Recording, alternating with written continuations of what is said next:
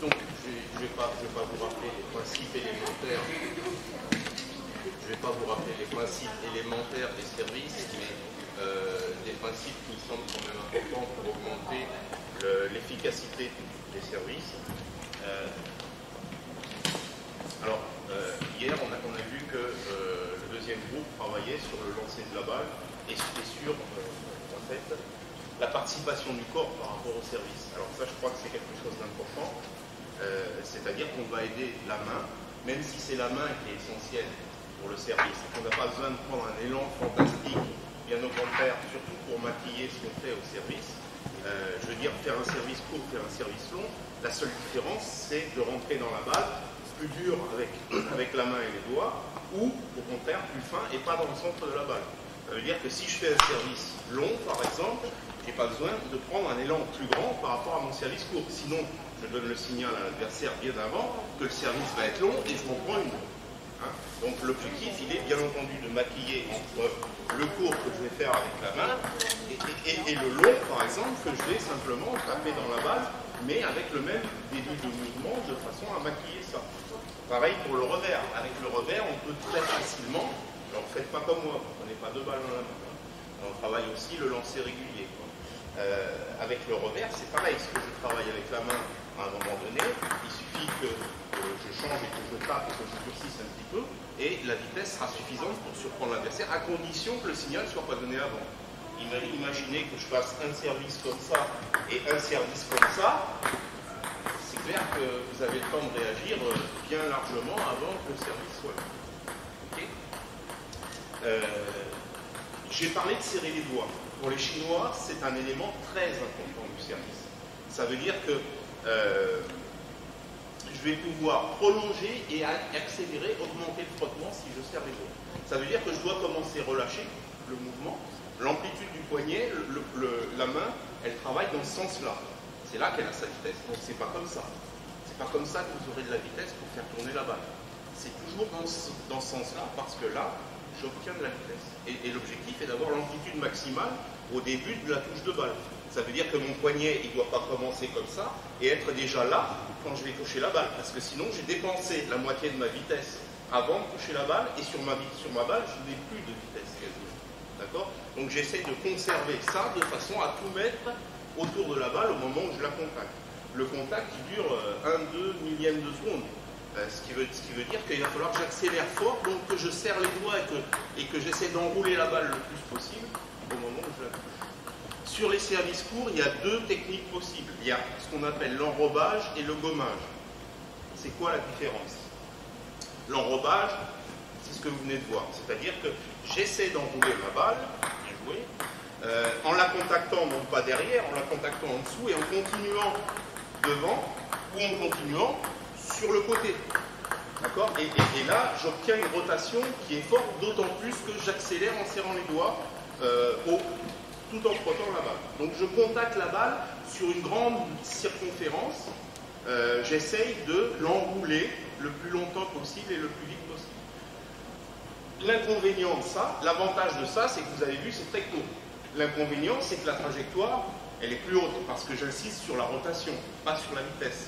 Par contre, je peux aussi gommer ma balle, c'est-à-dire la toucher de façon plus courte, mais avec plus de vitesse au début, en arrivant avec plus de vitesse sur la balle. Ça donne ça. D'accord? Donc là, si au moment de contact de balle, je serre les doigts et je frotte fin, il y a aussi pas mal de rotation, mais il y en a moins que la précédente, mais plus de vitesse dans la balle. Ce qui engendre une trajectoire plus tendue. L'avantage, c'est que pour l'adversaire, la balle va plus vite et la balle est plus basse, souvent, par rapport au filet. D'accord? Donc vous pouvez utiliser soit l'une, soit l'autre, si vous arrivez à faire les deux de ces techniques-là, en fonction de votre intention, de ce que vous voulez par rapport à l'adversaire, ou en privilégier une parce que vous la sentez mieux que l'autre. Hein? Dans l'enrobage, il y a cette accélération du poignet, mais il y a aussi cette rotation de l'avant-bras. Pourquoi? Pour pouvoir tourner autour de la balle. Parce que si mon poignet ne fait que ça, il est clair que je ne tourne pas autour de la balle. Donc le contact est plus bref. Donc comme la balle est circulaire, il faut bien sûr que je travaille en circulaire. Et ça, c'est mon avant-bras qui le permet, sans ôter la vitesse de main que j'ai en rectiligne avec le poignet. Okay. Donc ça veut dire que je continue à travailler avec la main comme ça, mais qu'en même temps, j'ai cet arrondi formé par l'avant-bras sur la main. Une chose importante pour la variation sans faire différemment. Ça veut dire que l'adversaire ne peut pas voir si votre balle est très coupée ou moyennement coupée.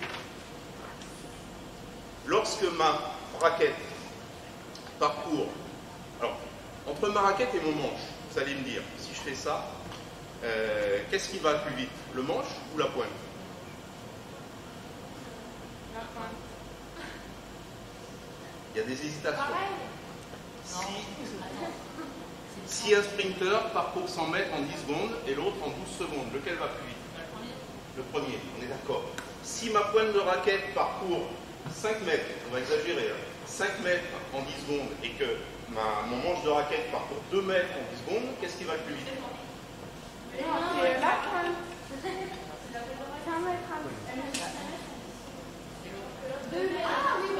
D'accord? Bon, là, qu'est-ce que vous voyez? Ma pointe de raquette, elle fait beaucoup plus de distance, elle parcourt beaucoup plus de distance, dans le même temps où mon manche de raquette, il en parcourt presque pas. Donc plus je vais toucher la balle vers mon manche de raquette, moins j'aurai de vitesse d'accrochage de la balle. Plus je vais toucher vers le cou, et plus j'aurai de vitesse d'accrochage de la balle. Ce qui fait qu'avec la même vitesse de service, je vais pouvoir soit mettre énormément d'effet dans la balle qui va tourner vachement vite en arrière, soit mettre moins de vitesse, la balle qui tourne un petit peu moins, avec la même vitesse de main, sans que l'adversaire puisse le voir. Okay. Si vous arrivez à travailler ça, ça me paraît intéressant. La dernière chose, le maquillage. On n'a plus le droit de camoufler, donc c'est fini avec le corps, mais alors des choses qu'on ne travaille pas beaucoup en France, j'en ai presque pas vu qui faisaient un retour de raquette par rapport à leur service. C'est-à-dire essayer de camoufler par une prolongation du mouvement la nature de l'effet, c'est-à-dire que si je touche en bas, si je touche en montant, ça se voit beaucoup moins si je fais un prolongement de mouvement que si je m'arrête en haut ou que si je m'arrête en bas. Oui? Qui vient en face de moi? En général, les garçons, ils se bousculent.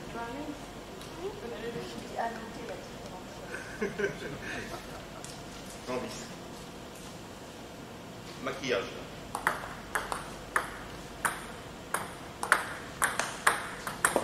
C'était comment? Molle. J'ai poussé. D'accord? Là j'ai coupé.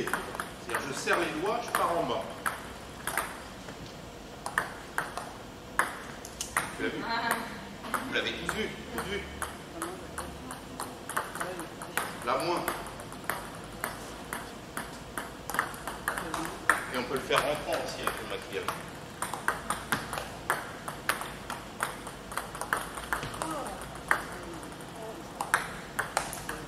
D'accord? Alors, notamment sur le mou, le coupé, ça fait une grosse différence. Alors, sur le lifté, ça se voit un petit peu plus parce que je suis quand même obligé d'aller vers le haut. Mais ça se décode moins qu'un service avec lequel il n'y a pas de retour restant.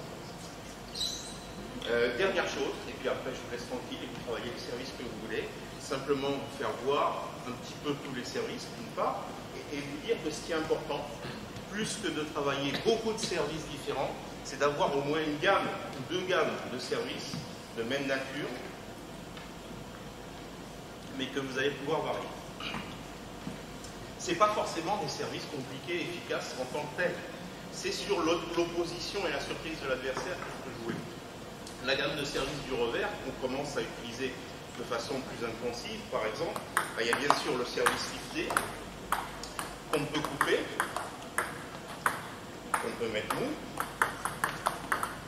Alors vous avez vu que je cherche le ventre, mais je peux aussi chercher le petit côté coup droit. Vous avez vu que là je fais rien. C'est juste une balle portée. L'objectif, il est de la mettre derrière le filet pour que l'adversaire ne puisse pas s'appuyer dessus et soit obligé de donner une balle sur laquelle on peut arriver à forcer. Et puis après, il y a tout ce qui est surprise.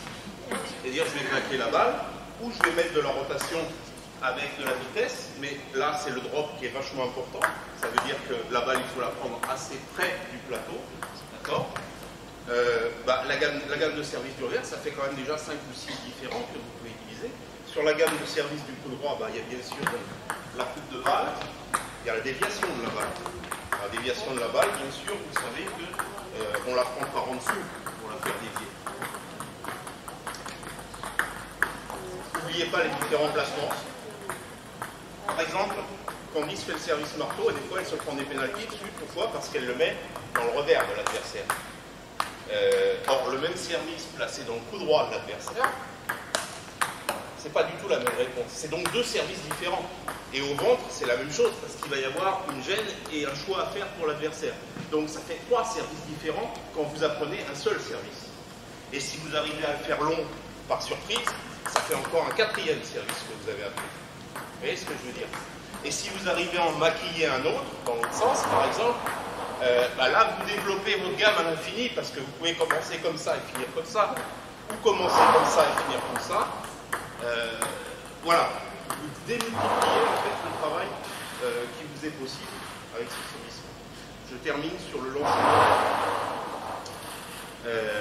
On ne travaille pas suffisamment, à mon avis, en France, le lancer de la balle à une certaine hauteur. Pourquoi? Parce que ça démultiplie la vitesse de la balle sur la raquette. Ce qui veut dire que j'ai plus grand chose à faire avec ma raquette pour amener la rotation de la déviation. Surtout la déviation, notamment. Donc j'ai pas besoin de donner de vitesse, ou très peu, et j'ai juste besoin d'accompagner cette vitesse-là en l'accélérant un petit peu pour avoir un service très efficace. C'est-à-dire que là, j'ai beaucoup plus de rotation et de déviation que si je travaille ici. Pareil pour le sauté, celle qui n'arrive pas à faire le sauté, si vous lancez la balle, vous avez déjà suffisamment de vitesse, il suffit un petit peu de l'augmenter en hausse avec la main, et là vous allez obtenir un effet de sauté bien plus facile que si vous ne lancez pas la balle ou si vous la lancez peu. Bon, je vais oublier. Est-ce que vous avez des questions? Donc vous choisissez les services que vous voulez travailler, ensuite on fera une partie de service remise. Et on fera une dernière partie, comptabilisation, point de compter sur les